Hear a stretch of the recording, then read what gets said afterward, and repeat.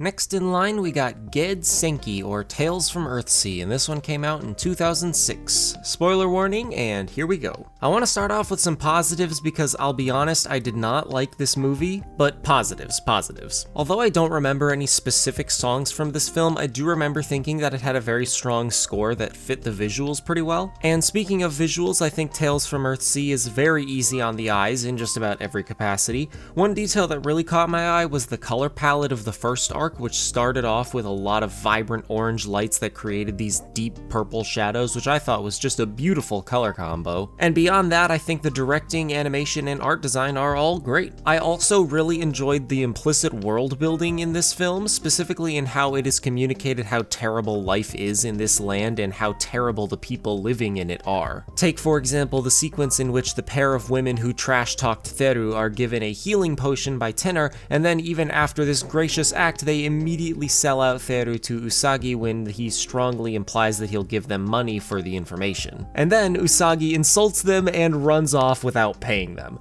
The whole interaction was nothing but garbage people being garbage to one another, and it was simply delightful. Not only was it satisfying to see these two women get some well-deserved disrespect, but it also went a long way to show that there are people in this world who will gladly sell out someone as generous as Tenor or someone as harmless as Theru for a buck. And I wish the movie would have allowed more to come of these kinds of developments. Unfortunately, however, as this film progresses, it seems to worry itself more and more with the plot. Earlier on, I much more got the sense that Earthsea's focus was more so to get some kind of emotional reaction out of the audience with each scene than it was on the actual events that take place in those scenes. In other words, I feel like the longer the movie goes on, the more easily it could be serviceably replaced with a plot synopsis on Mal. Take the main character Eren, for example. Our introduction to him is his assassination of the king, an undoubtedly striking start to the film. Later on, we see him throw up at the sight of some people who are victims of drug abuse, or the equivalent of drug abuse in this world. Moments like these were individually impactful enough to carry the movie for me, but around the time we settle into Tenor's little cabin,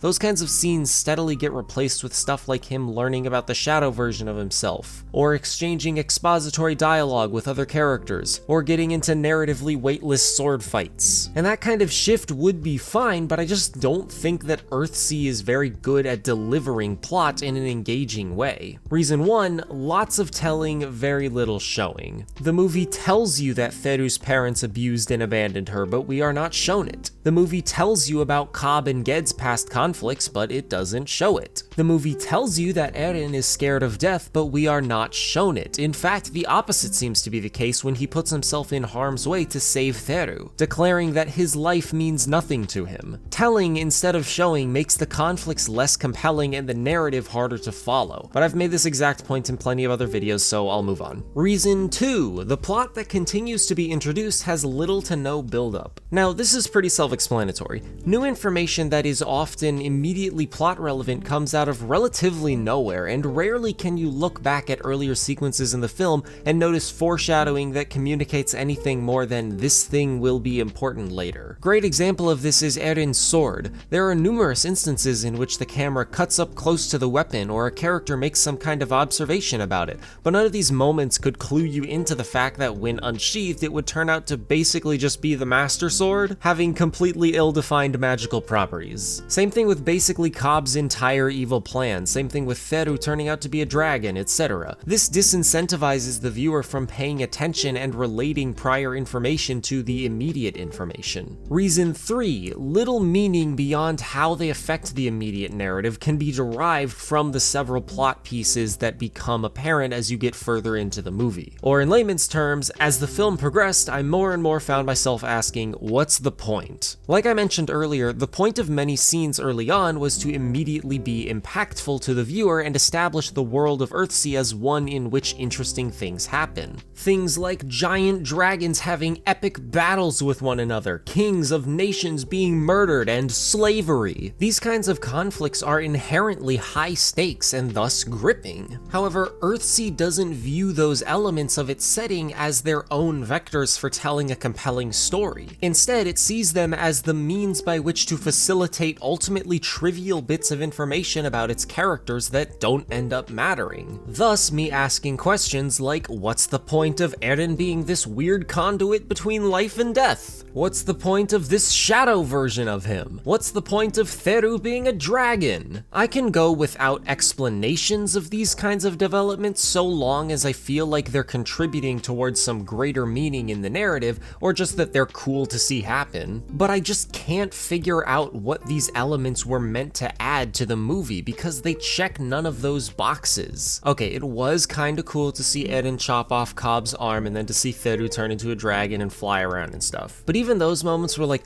oh look, it's a glimmer of life in this sea of boredom. Oh wait, no, now it's gone. I'm obviously inclined to believe that it all has something to do with the movie's message about how we need to accept death because death is what gives life its meaning. But I was only able to gather all that stuff about the movie's themes because the good characters literally just preach exactly those values in dialogue. To my understanding, there is no connection between all these attempted dramatic plot points and the message that this film is trying to send. And I don't even agree with that message. Personally, I do think it's a good idea to accept death as an inevitability because as far as anyone can tell at the moment, it is inevitable. But the idea that there is no life without death and that death is actually a good thing because it makes us appreciate life and all that stuff just doesn't make sense to me. I had countless positive experiences as a kid before I realized that I will die one day, so life is obviously worth living even if you don't expect it to end. And if humanity cracked the code to immortality, I would be the first in line to sign up, because even if I ended up being unhappy, I would have infinite time to try as many possible ways as possible to get happy. Obviously that's just me, I'm sure tons of people totally vibe with that message, I just don't. I'd also feel wrong not to mention the many contrivances slash conveniences in this movie, like Usagi tying up Theru to the gate when he came to take Tenner and leaving her completely unattended, or that Ged's magic just doesn't work in Cobb's castle for no reason, or that Eren's shadow version of himself can't enter Ged's castle for no reason, or the fact that Eren's shadow can just randomly take over his body, I guess.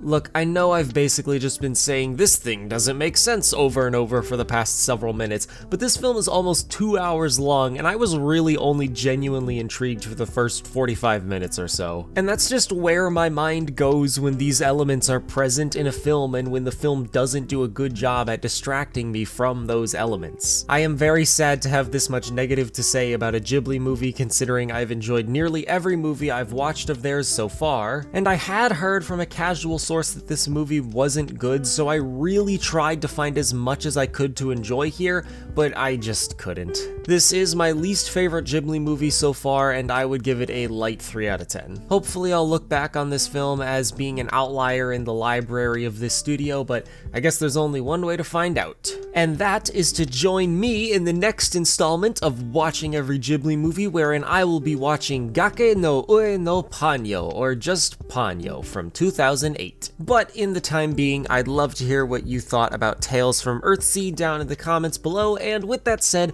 I hope you have a wonderful day, thank you for watching, and I'll see you in the next one.